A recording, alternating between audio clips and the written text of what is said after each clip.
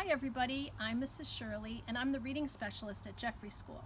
But today I'm sitting on my own front porch and I'm going to read to you The World According to Humphrey, Chapter 4, The Most Important Man in the World. Luckily, Friday went by smoothly. Sorry to say, Saya didn't raise her hand, but Heidi Hopper did. Amazing. AJ actually whispered, "Richie cleaned my cage." I tried to imagine him with a big black mustache like his Uncle Aldo. Later, when Mrs. Brisbane asked him to name the capital of Kentucky, Richie said, "Hot dog." Everyone giggled, of course, especially Stop Giggling Gail, otherwise known as Gail Morgenstern. "Repeat that, please, Richie," said the teacher. Richie realized he'd made a mistake, so he tried again. "Frankfurter," he said. More giggles, explosive giggles. "Try again, Richie," Mrs. Brisbane said, who was on the verge of smiling herself. Frankfort," he said proudly. That was the correct answer, by the way. So you see, it wasn't exactly a bad day in room 26. It's just that I was jittery, wondering what would happen to me when the bell rang. Would I be left alone, hungry, utterly forsaken for 2 whole days? Or would I be a captive in the haunted house of Mrs. Brisbane? At last, the bell rang and the students flew out of the door like a flock of homing pigeons in a movie Ms. Mack had shown us. Just then, the room mother stopped by. One was Heidi Hopper's mom, and the other one was Art Patel's. That's Pay Attention Art. They came to talk to Mrs. Brisbane about Halloween, which was less than 2 weeks away. I didn't know what Halloween was, but it sure sounded scary, especially when they talked about bringing bats and witches and even worse, cats right into the classroom. Shiver, quiver, shake, what could they be thinking? I was about ready to fling open the door of my cage and escape when the door opened and in walked the principal, Mr. Morales. Mr. Morales is the most important person at Longfellow School. He runs the place, and everyone respects him. You can tell. For one thing, Mr. Morales always wears a tie. No one else in the whole school wears a tie except Mr. Morales. For another thing, when Mr. Morales comes into the room, everyone stops what they're doing and waits to see what he has to say. And for a third thing, both Ms. Mack and Mrs. Brisbane sometimes threatened to send a misbehaving child to Mr. Morales' office. As soon as the teacher mentioned the principal's name, that student would start acting very, very nice. "Good afternoon, ladies," said Mr. Morales. He was wearing a light blue shirt and a tie that had tiny books all over it. Everyone said, "Hello." "Well, how's your first week back, Sue?" he asked. Sue was apparently Mrs. Brisbane, although I'd never actually thought of her having a first name before. She said it was great to be back, and what a wonderful class it was, which obviously pleased the room mothers. Then Mr. Morales leaned over my cage and smiled. His tie dangled right over my head. "I'll bet you're enjoying this furry little pupil," he said with a grin. I expected Mrs. Brisbane to tell him what a troublemaking rodent I was, but instead she forced a smile and said, "Well, yes, but he's quite a bit of extra work." Mr. Morales waved a finger at me. He didn't seem to hear what Mrs. Brisbane said. "I always wanted one of these fellows," he said, "but my papa wouldn't let me have one. Sure is cute." Mrs. Brisbane cleared her throat.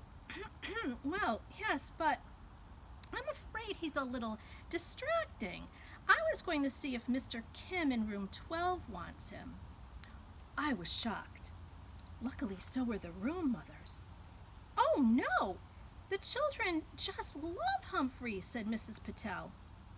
"Heidi talks about him all the time, and it's a wonderful way to teach the kids responsibility," Mrs. Hopper said. "Yes, but it's a little too much responsibility for me," Mrs. Brisbane sighed. "At least I have a couple of days away from him this weekend." You're not taking him home with you? Mrs. Patel asked.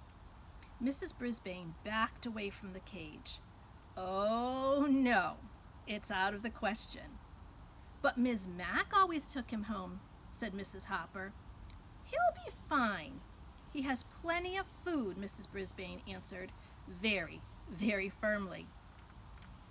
The room mothers were silent a second. Mr. Morales was still waggling his finger at me. Then Mrs. Hopper spoke up.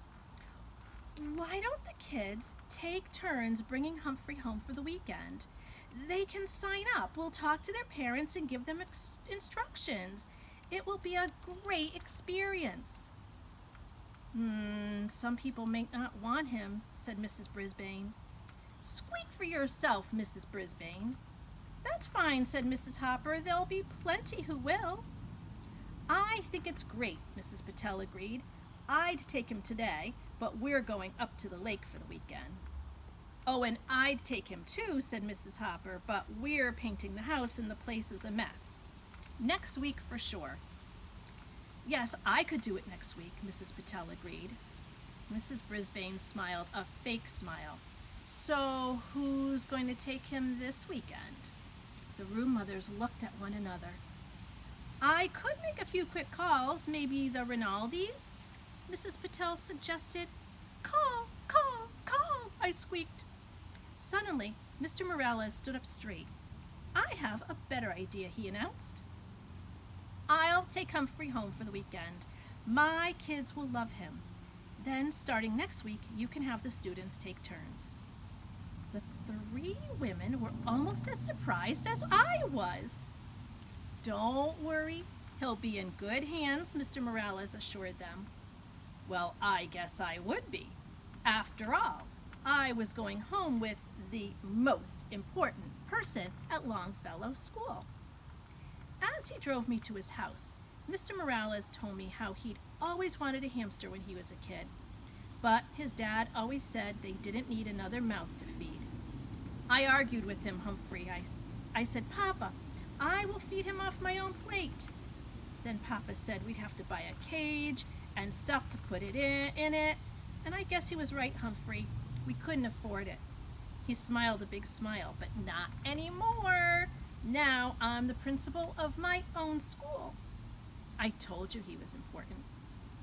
His house was nice, but I didn't get to see much of it, because soon we were in the door and two little whirlwinds tumbled into the room, shrieking and squealing.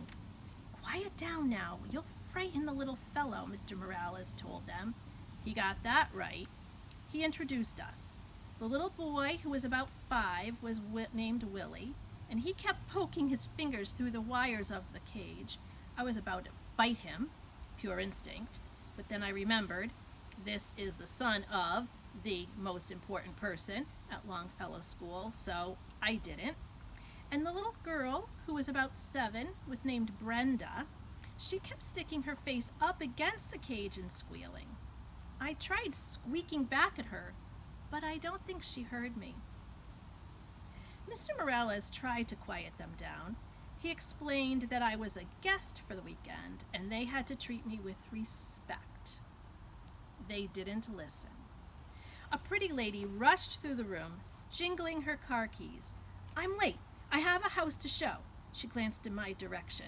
We'll talk about that later. Adios. Mr. Morales wished her luck and she was gone. Then he carried me into the den with Willie and Brenda clinging to his legs and yelping. My cage was swinging back and forth so much I was getting air sick or cage sick. Mr. Morales set my cage on a table in their family room. Now get back and listen to me, he told his children. I'll tell you all about him. Can we take him out? Screamed Willie. Can we put him in my room? Shouted Brenda. Can he sleep with me tonight? We can't do anything until you settle down, Mr. Morales said. Bravo, Mr. Morales, I thought. But still, the children didn't listen. The most important person at Longfellow School was not treated with respect in his own house. Willie lurched forward and swung open the cage door. Ooh, There's poo in there, he screamed. Where? Where? Shrieked Brenda.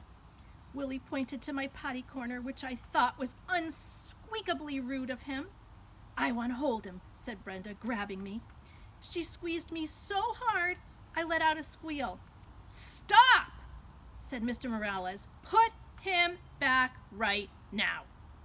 She opened her hand and dropped me onto the floor of my cage. Luckily, I landed in a pile of soft bedding. Luckily, I didn't land in my poo.